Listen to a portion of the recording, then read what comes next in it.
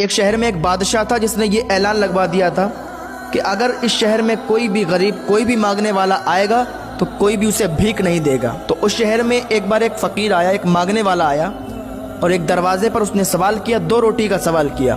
کہا مجھے بھوک بہت تیزی کے ساتھ لگی ہے، مجھے 2 روٹی چاہیے۔ تو اس گھر میں خاتون تھی، اس نے کہا کہ بادشاہ کا یہ حکم ہے کہ اس شہر میں کوئی غریب، کوئی مسکین، کوئی بھی مانگنے والا آئے اس کو روٹی نہیں دے سکتے، اس کو کوئی بھیک نہیں دے سکتا۔ تو اس فقیر نے کہا آج اگر تم اللہ رب العزت کے لیے مجھے 2 روٹی دو گی، یہی نیکی تمہارا ساتھ دیں گی۔ تو اس نے اللہ رب العزت کی رضا کے لیے 2 روٹی اٹھائیں اور اس فقیر کو دے دیں، اس مانگنے والے انسان کو دے دیں۔ اس نے بادشاہ کا خوف نہیں کھایا کہ بادشاہ میرے ہاتھ کٹوا دے گا، کیونکہ بادشاہ نے کہا تھا اگر کوئی فقیر کو روٹی دے گا، اگر کوئی مانگنے والے کو روٹی دے گا تو اس کے ہاتھ کٹوا دیے جائیں گے۔ اس نے اللہ رب العزت کی رضا کے لیے وہ روٹی لی اور اس فقیر کو دے دی کہ جاؤ جو ہوگا دیکھا جائے گا۔ اللہ پر بھروسہ کر کے، اللہ پر یقین کر کے اس نے وہ غریب کو 2 روٹیاں دے دیں۔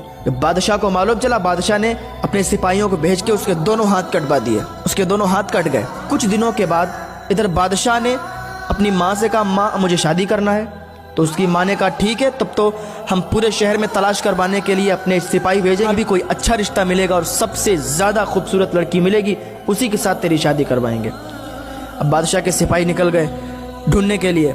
اب وہی لڑکی جس کے ہاتھ بادشاہ نے کٹوا دیے تھے، پورے شہر میں وہی خوبصورت تھی۔ سپاہی لوٹ کے آئے،